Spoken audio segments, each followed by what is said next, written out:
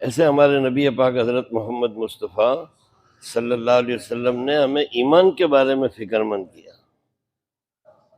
اور پوری امت کو فکر مند کیا، کیونکہ جو آپ کے سامنے اس وقت جو لوگ تو قیامت تک آنے والے انسان حضور کے سامنے ہوتے تھے، جیسے حضرت ابو بکر صدیق رضی اللہ تعالیٰ عنہ کو حضور کوئی بات کہہ رہے تو وہ بات تو ہوتی تھی ابو بکر سے، لیکن ہمارے نبی سمجھاتے تھے قیامت تک آنے والے انسانوں کو، کیونکہ آپ سارے عالم کے نبی ہیں۔ آخری انسان جو آئے گا قیامت کے دن، قیامت سے پہلے آخری انسان جو آئے گا، جیسے سب سے پہلے آدم علیہ السلام ہے، اور ایک انسان ہوگا جو سب سے آخری میں پیدا ہوگا، کہ اس کے بعد کوئی پیدا نہیں ہوگا، اس کے بعد پھر قیامت آئے گی۔ اس آخری انسان تک بات پہنچانا ہمارے نبی پاک حضرت محمد مصطفیٰ صلی اللہ علیہ وسلم کے ذمہ ہوتا تھا، لہذا آپ جو بات کہتے تھے سب کو سامنے رکھ کر کہتے تھے۔ تو آپ جو بات کر رہے تھے وہ تو صحابہ سے کر رہے تھے، جو اتنے اعلیٰ درجے کے اہل ایمان تھے کہ بڑے سے بڑے اولیاء اللہ ایک صحابی کے مقام تک نہیں پہنچ سکتے، وہ اتنے اعلیٰ درجے کے اہل ایمان تھے کہ اللہ پاک نے قرآن کے اندر یہ فرمایا کہ اولئک کتب فی قلوبہم الایمان، یہ وہ لوگ ہیں کہ میں نے ان کے دلوں میں ایمان کو جما دیا ہے۔ اولئک هم المؤمنون حقا، یہ لوگ سچے ایمان والے ہیں۔ ان کو حضور کہہ رہے اپنے ایمان کو تازہ کرتے رہا کرو، تو انہوں نے یوں نہیں کہا یا رسول اللہ ہمارا تو ایمان بڑا تازہ ہے نا، جیسے آج کے کسی دیندار سے آپ بات کرو، نمازی سے، تہجد گزار سے، بہت سارے لوگ ایسے جو پکے نمازی ہیں، اشراق بھی پڑھتے ہیں، تہجد بھی پڑھتے ہیں، آپ ان سے یہ کہو کہ یار تھوڑا ایمان مضبوط کرو، تو کہ جا تھارو بر تو ایمان مضبوط ہے، ہمارے جڑے ایمان تھرکن کٹ ہے، بہت مضبوط ایمان ہے مارو، میں کہہ رہے ایمان مضبوط کرو۔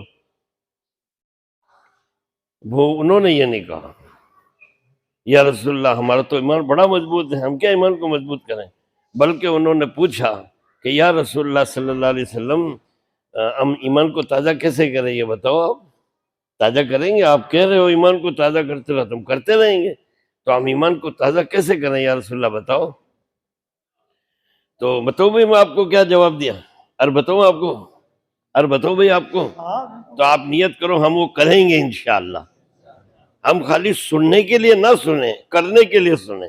صحابہ نے جو یہ پوچھا تھا کہ یا رسول اللہ ایمان کو کیسے تازہ کریں، یہ سننے کے لیے نہیں پوچھا تھا، کرنے کے لیے پوچھا تھا۔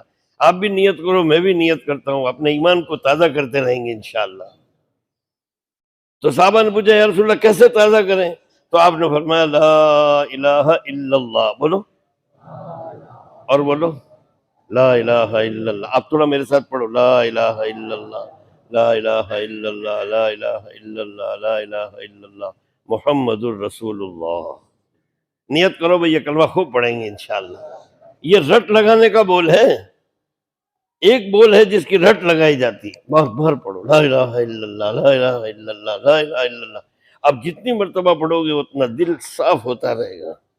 ہمارے چہرے صاف ہیں، ہمارے دل صاف نہیں ہیں، ہمارے مکان صاف ہیں، ہمارے دل صاف نہیں ہیں، ہمارے کپڑے صاف ہیں، ہمارے دل صاف نہیں ہیں۔ اور اللہ تعالیٰ ہمارے کپڑوں کو نہیں دیکھتا، اللہ میری داڑھی کو نہیں دیکھتا، اللہ میرے بول کو نہیں دیکھتا، اللہ کہتے ہیں میں تو تیرا دل دیکھتا ہوں۔ دل تو گندا پڑا ہے، سگلا پڑا ہے دل تو۔ یہ جتنا رٹ لگائیں گے نا پھر ہمارا دل چمکے گا بھائیو، چمک آئے گی دل کے اندر۔ خواجہ معین الدین چشتی اجمیری رحمۃ اللہ علیہ ہندوستان کے سب سے بڑے ولی ہیں، یہ ہندوستان میں سب سے بڑے ولی جو ہیں وہ خواجہ معین الدین چشتی اجمیری رحمۃ اللہ علیہ۔ باقی دوسرے جتنے مزارات ہیں نا وہ سب خواجہ صاحب کے شاگرد ہیں۔ نظام الدین اولیاء رحمۃ اللہ علیہ خواجہ صاحب کے شاگرد ہیں۔ صوفی حمید الدین رحمۃ اللہ علیہ جن کا ناگور شریف کے اندر مزار ہے وہ خواجہ صاحب کے شاگرد ہیں، یہ سب ان کے شاگرد ہیں۔ خواجہ صاحب 5000 مرتبہ لا الہ الا اللہ پڑھتے تھے، کتنی مرتبہ بھائی؟ اور بولو اپن 200 بار کی تو نیت کر لو انشاءاللہ۔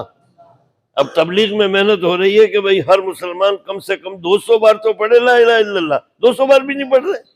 آخری درجہ یہ ہے کہ 100 بار صبح اور 100 مرتبہ پڑھو، شام کو کیا پڑھو؟ بولو لا الہ الا اللہ، لا الہ الا اللہ، لا الہ الا اللہ، لا الہ الا اللہ۔ خواجہ صاحب 5000 مرتبہ اس کی رٹ لگاتے تھے. تو خواجہ صاحب کا دل کیسا ہو گیا تھا بھائیوں؟ آئینہ جیسے ہوتا ہے آئینہ، وہ بھی شاید اتنا صاف نہیں ہوتا ہے، اس سے زیادہ خواجہ صاحب کا دل صاف ہو گیا تھا. اور پھر ان کا چہرہ اتنا نورانی بنا دیا تھا اللہ نے. اور ان کے مرکز کو، ان کا جو مرکز تھا، ہندوستان کا سب سے پرانا مرکز اجمیر شریف میں تھا جب خواجہ صاحب حیات تھے. وہ تو بھئی اس کے بعد میں وہ چیز وہاں کوئی سنبھالنے والا رہا نہیں، اس لیے وہ ختم ہو گئی. ورنہ خواجہ صاحب کے زمانے میں تو اجمیر شریف کی یہ حالت تھی، ایسا نورانی مرکز تھا وہ، کہ جو کوئی اجمیر کی باؤنڈری کے اندر آ جاتا تھا، حد میں داخل ہو جاتا تھا اجمیر کے، وہ پڑھتا تھا لا الہ الا اللہ محمد الرسول اللہ. 90 لاکھ آدمیوں نے کلمہ پڑھا. کتنے نے بھائی؟ 90 لاکھ آدمیوں نے کلمہ پڑھا ہے.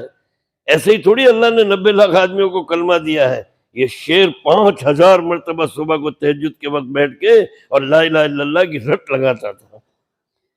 ہماری جو سب سے بڑی کمی ہے نا بھائیوں، وہ ایمان کی کمزوری ہے. ایمان کی کمزوری کی وجہ سے ہماری نماز بھی کمزور ہے. اتنی کمزور ہے کہ برسا برس کی نماز ماں بہن کی گالی نہیں چھڑواتی ہے. برسا برس سے نماز پڑھ رہے لیکن ماں اور بہن کی گالی نہیں چھوٹی. برسا برس کی نماز جھوٹ بولنا نہیں چھڑوا رہی ہے. برسا برس کی نماز پڑوسی کو ستانا نہیں چھڑوا رہی ہے. نمازی پکا ہے لیکن پڑوسی کو دکھی کرتا ہے. برسا برس کی نماز ماں باپ کا غلام نہیں بنا رہی ہے. ارے اولاد تو ماں باپ کے غلام بن جانی چاہیے. اللہ تعالیٰ نے ماں باپ کا کتنا بڑا حق رکھا ہے. اللہ نے کہا انشکر لی ولی والدیک، میرا حق ادا کر، شکر ادا کر. اس کے بعد میں ماں باپ کا شکر ادا کر. اما یبلغن عندک الکبر، جب تیرے ماں باپ بوڑھے ہو جائیں، احدہما او کلاہما، ایک بوڑھا ہو جائے یا دونوں بوڑھے ہو جائیں، فلا تقل لہما اف، اپنے ماں باپ کے سامنے ہوں بھی مت کرنا. ہوں کسے کہتے ہیں؟ جیسے ماں نے بلایا، باپ نے بلایا، ہاں انا للہ و انا الیہ راجعون. یہ جو ہاں نکلی ہے نا بھائیوں، یہ سارے اعمال پر کانٹا پھیر دے گی. ضائع ہو جائیں گے اس کے اعمال، جنت میں نہیں لے جا سکیں گے اس کو. اس لیے کہ ماں کی بیعت بھی کر دی اس نے، باپ کی بیعت بھی کر دی ہے. ماں باپ کے دل دکھانے والوں کی دیکھو تعداد کتنی ہے، جاؤ پوچھو. نمازی بہت مل جائیں گے لیکن ماں باپ کی دعا لینے والے بہت کم ملیں گے بھائیوں. ماں باپ کا کلیجہ ٹھنڈا کرنے والے بہت کم ملیں گے. اللہ کہتا فلا تقل لہما اف، ماں باپ کے سامنے ہوں بھی مت کرنا. ولا تنہرہما، اور نہ ان کو کبھی جھڑک کر بات کرنا. ماں باپ کو اگر کسی نے جھڑک دیا بھائیو، اس پر اللہ کی لعنت پڑتی ہے. وَقُلْ لَهُمَا قَوْلًا كَرِيمًا، اور جب ماں باپ سے بات کرے تو بہت نرمی کے انداز میں بات کر. اب آپ میری طرف دیکھو کہ جب ترجمہ سمجھ میں آئے گا، نیچے مت دیکھو، مجھے دیکھو. بہت سارے ترجمے اشارے سے سمجھ میں آتے ہیں.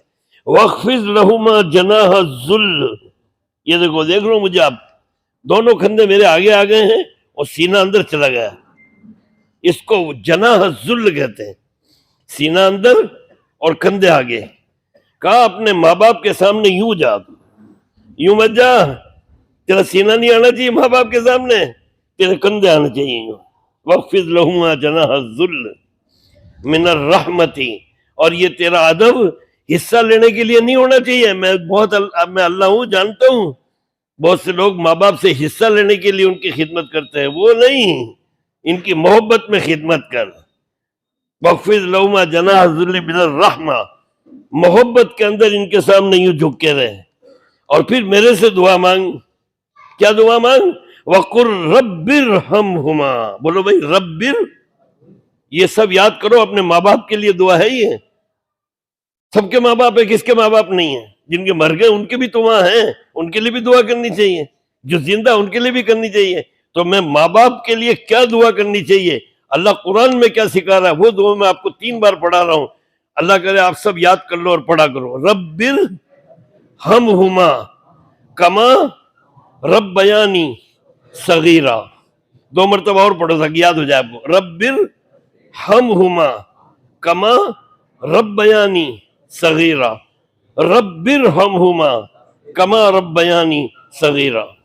اللہ کہتا ہے میرے سے دعا مانگ ان کے لیے ترجمہ کیا اس کا دعا کا؟ رب ارحمہما، اے میرے پروردگار میرے دونوں ان ماں باپ پر رحم کر دے، میری ماں پر بھی کر دے، میرے باپ پر بھی کر دے۔ رب ارحمہما، کیسے رحم کر دے؟ کما ربیانی صغیرا، جیسے میں چھوٹا تھا یہ میرے اوپر رحم کرتے تھے۔ بچہ چھوٹا ہوتا ہے، ماں باپ کتنا رحم کرتا ہے اس کے اوپر۔ اللہ کو کہہ رہے، اللہ کہہ رہا مجھے کہو تم کہ اللہ میرے ماں باپ پر اس طرح رحم کر جس طرح میں چھوٹا تھا اور میرے ماں باپ میرے اوپر کرتے تھے۔ یہ تبلیغ کا جو کام ہے نا بھائیوں، یہ تقریر کا کام نہیں ہے، تبدیل ہونے کا کام ہے۔ ہم تو بھائیوں پھرتے ہیں گشتوں میں، گھر گھر جاتے ہیں، اس لیے ہمارا بہت دل دکھی ہے۔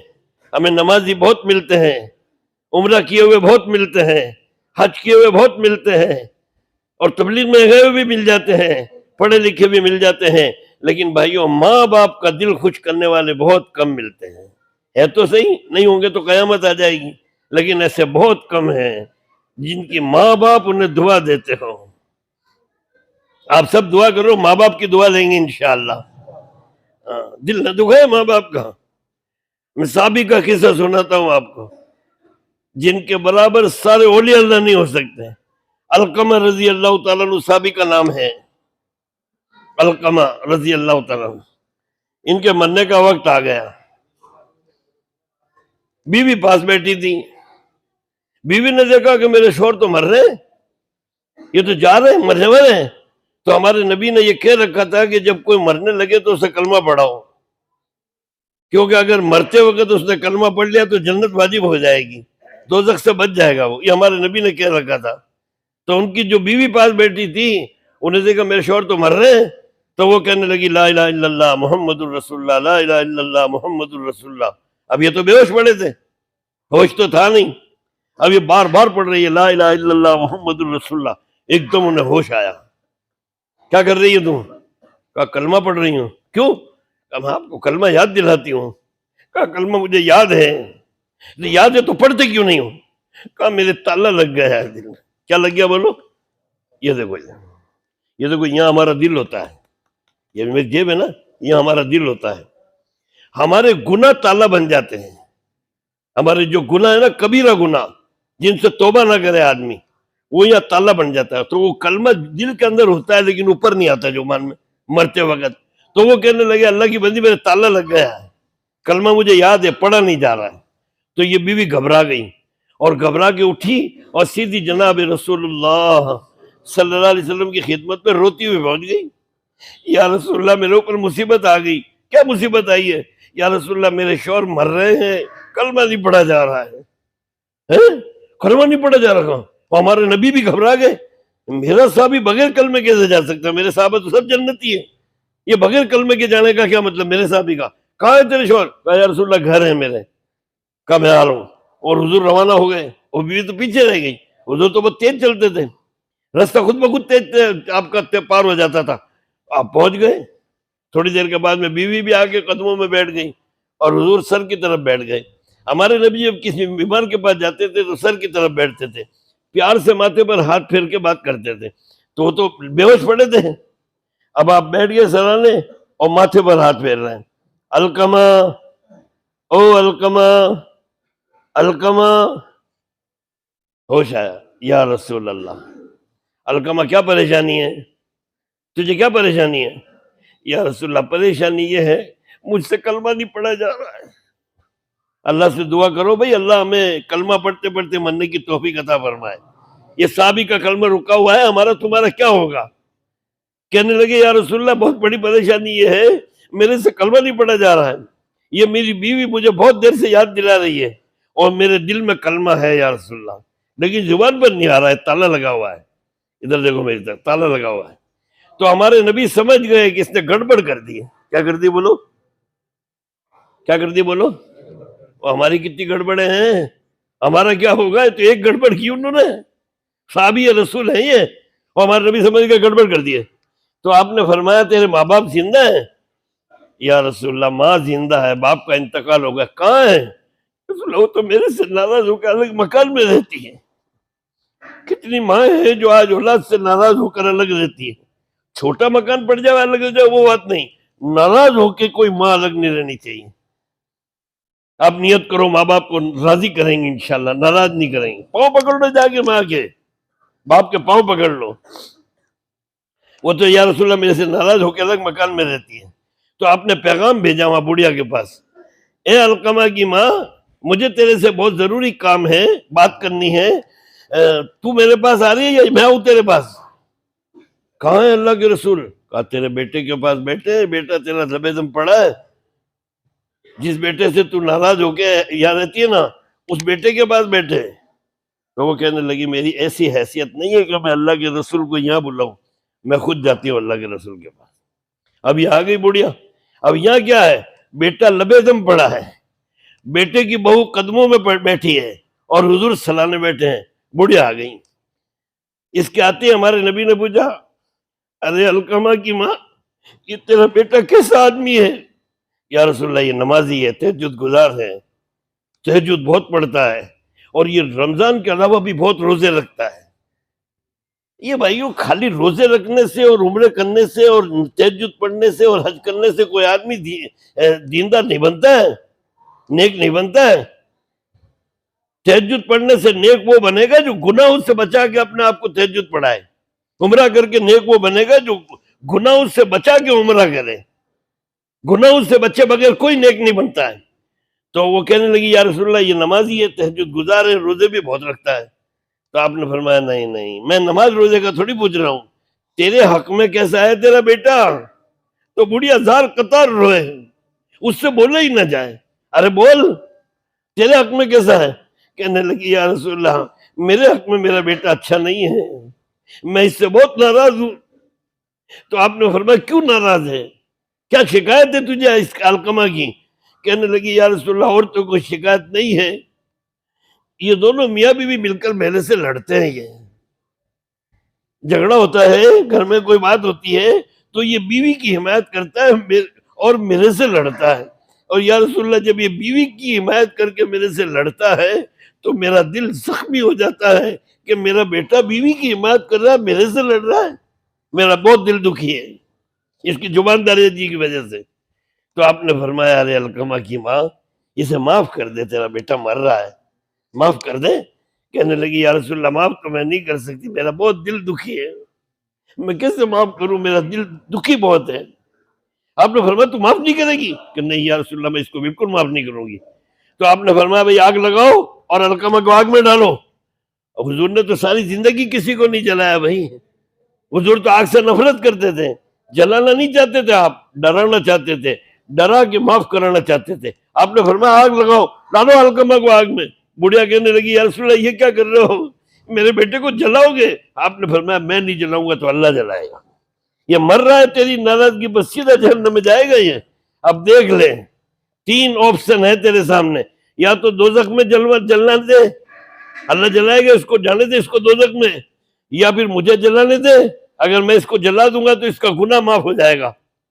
اور تیسرا آپشن تیرے پاس ہے, تو دوزخ سے بھی بچا سکتی ہے اور یہاں کی آگ سے بھی بچا سکتی ہے. تیسرا راستہ یہ ہے تو اسے معاف کر دے, اگر تو اسے معاف کر دیتی ہے تو میں بھی معاف کر دوں گا, اللہ بھی اسے معاف کر دے گا. جب ماں باپ معاف کر دیتے ہیں تو اللہ بھی معاف کر دیتا ہے. کہا کہ تو معاف کر دے گی تو اللہ بھی معاف کر دے گا. اب بول تو کیا چاہتی ہے, آگ میں ڈالنا چاہتی ہے دوزخ میں, یا دنیا کی آگ میں, یا معاف کرنا چاہتی ہے؟ تو آپ دیکھو میری طرف دیکھنا, آپ کو پوری بات سمجھ میں آئے گی. ابھی تالا لگا ہوا ہے, ماں کھڑی ہے, یہ تالا جو کھلے گا نا یہ ماں کی زبان سے کھلے گا. کیسے کھلے گا بھائی؟ جیسے چابی سے تالا کھلتا ہے نا, یہ تالا کھلوانے کے لیے ماں کی زبان چاہیے. ابھی تالا لگا ہوا ہے اور حضور سے کہہ رہے کہ اسے معاف کر دے اگر دوزخ سے بچانا چاہتی ہے تو. اس نے کہا یا رسول اللہ میں اتنا تو نہیں کر سکتی کہ بیٹے کو جلاؤں, چلو میں معاف کرتی ہوں. دیکھو ادھر, یا رسول اللہ میں معاف کرتی ہوں. اس کی زبان سے نکلا میں معاف کرتی ہوں, اور یہ تالا کھلا اور اندر سے کلمہ آیا لا الہ الا اللہ محمد الرسول اللہ. اسی کے ساتھ علقمہ کی جان نکل گئی. بس وہ تو اتنی دیر تھی کیونکہ جنتی تھے وہ. پھر آپ نے ان کا جنازہ, آپ نے ان کو نلایا, کفن پہنایا اور نماز جنازہ پڑھی. پھر دفن کر کے جب واپس آ رہے تھے تو آپ نے فرمایا لوگوں سنو, جس نے ماں باپ کا دل دکھایا اس پر اللہ کی لعنت ہے, جس نے ماں باپ پر دل دکھایا اسے میری لعنت ہے، فرشتوں کی لعنت ہے، جنت اس پر حرام ہے جو ماں باپ کا دل دکھائے۔ عرض میں کر رہا تھا بھائیوں، سب سے زیادہ ضروری ایمان کی محنت ہے۔ جب ایمان کی محنت ہم کریں گے تو ہماری نماز اور ہمارے حج اور عمرے اور ہمارے سارے اعمال اللہ ان کے اندر جان ڈالے گا، پھر وہ اعمال ہمیں گناہوں سے بچانے والے بنیں گے۔ آج کے اعمال